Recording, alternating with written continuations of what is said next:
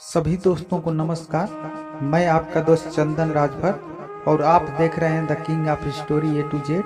दोस्तों, आज इस वीडियो में पूर्व कैबिनेट मंत्री माननीय ओम प्रकाश राजभर जी के जीवन से जुड़े राजनीतिक कैरियर के बारे में संपूर्ण जानकारी तथा इन्हें अपने जीवन के संघर्ष काल में किस तरह की कठिनाइयों का सामना करना पड़ा था, अगर आप भी जानना चाहते हैं तो इस वीडियो को लास्ट तक देखें।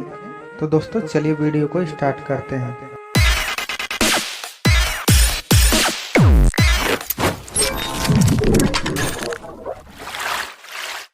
दोस्तों, आपको बता दें कि राजनीति में आने से पहले ओम प्रकाश राजभर जी टेम्पो चलाया करते थे।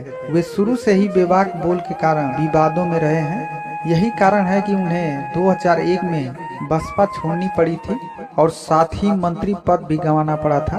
दोस्तों, माननीय ओम प्रकाश राजभर जी का निवास स्थान फतेहपुर खौदा पोस्ट कटौना जिला वाराणसी में है। इनके पिताजी का नाम छन्नू राजभर उर्फ बग्गा सरदार था। राजभर जी के पत्नी का नाम तारामणि देवी है। राजभर जी अपने छात्र जीवन में टेम्पो चलाकर अपना खर्चा चलाते थे। बाद में कुछ पैसे होने पर उन्होंने जीप खरीदी और पैसेंजर ढोने का काम किया। इसी दौरान उनकी नेताओं से अच्छी जान पहचान हो गई और इसके बाद वे राजनीति की तरफ रुख किए। राजनीति में कदम रखते ही माननीय ओम प्रकाश राजभर ने पिछड़े वर्ग के लोगों के हक के लिए लड़ाई शुरू कर दी। राजभर जी ने 35 सालों के संघर्ष के बूते अति पिछड़ों के नेता के रूप में खुद को स्थापित किया। राजभर जी पूर्वांचल की 2 दर्जन सीटों पर प्रभाव रखते हैं। कहा जाता है कि बसपा संस्थापक कांसीराम से प्रभावित होकर माननीय ओम प्रकाश राजभर ने 1981 में सक्रिय राजनीति में कदम रखा।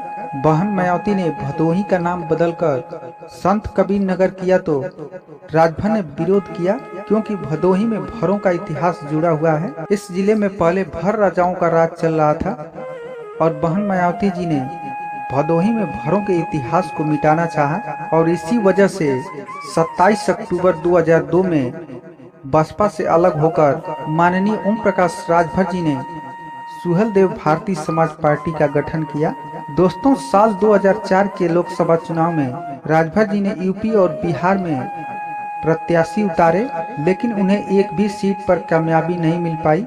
हालांकि वोट प्रतिशत अच्छा रहा। साल 2007 के विधानसभा चुनाव में भी वे प्रत्याशी उतारे, लेकिन जीत नहीं मिली। अंत में उन्होंने साल 2012 में कौमी एकता दल से गठबंधन किया, लेकिन इसके बाद भी उनके प्रत्याशी नहीं जीत पाए। हालांकि अंसारी बंधुओं को मोहम्मदाबाद और मऊ सीट पर जीत मिली थी। राजभर जी इस तरह से अपना प्रयास जारी रखे, अपना कदम पीछे नहीं हटाए। दोस्तों, फिर साल 2017 के विधानसभा चुनाव में राजभर जी ने भाजपा के साथ गठबंधन किया और उनके पार्टी से 4 विधायक जीतकर लखनऊ पहुंचे और माननीय ओम प्रकाश राजभर जी को कैबिनेट मंत्री का दर्जा प्राप्त हुआ। राजभर जी ने जब भाजपा से गठबंधन किए तो उन्होंने एक शर्त रखा था कि जिन जातियों को समान रूप से आरक्षण का लाभ नहीं मिल पा रहा है और जिसके कारण उन लोगों का विकास नहीं हो पा रहा है तथा उनके बच्चे सरकारी नौकरी तथा सर्वोच्च शिक्षा प्राप्त नहीं कर पा रहे हैं, जो जातियां आरक्षण का भरपूर लाभ उठा रही हैं, इसलिए पुनः आरक्षण का बंटवारा करके जिस जाति का अभी तक विकास रुका हुआ है उसे दिया जाए ताकि वो भी आगे बढ़ सके। इसी आरक्षण के बंटवारे को लेकर राजभर जी ने भाजपा से गठबंधन किया था और माननीय अमित शाह जी ने आरक्षण का बंटवारा करने के लिए स्वीकार भी किया था, लेकिन सरकार बनने के बाद इन्होंने वादा पूरा नहीं किया। राजभर जी ने बहुत कोशिश किया। इन्होंने आरक्षण के बंटवारा को लेकर भाजपा के खिलाफ मंच का सहारा भी लिया, लेकिन कोई फायदा नहीं हुआ, सिर्फ मीडिया के सुर्खियों तक ही रह गए।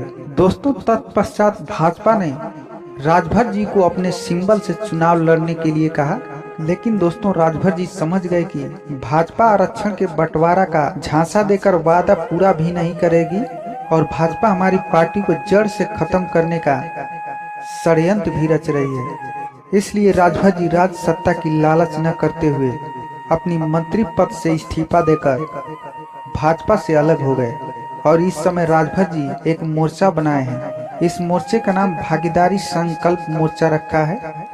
इस भागीदारी संकल्प मोर्चे में कई पार्टियों को जोड़कर इस बार चुनाव लड़ने की तैयारी कर रहे हैं। तो दोस्तों इस वीडियो में बस इतना ही।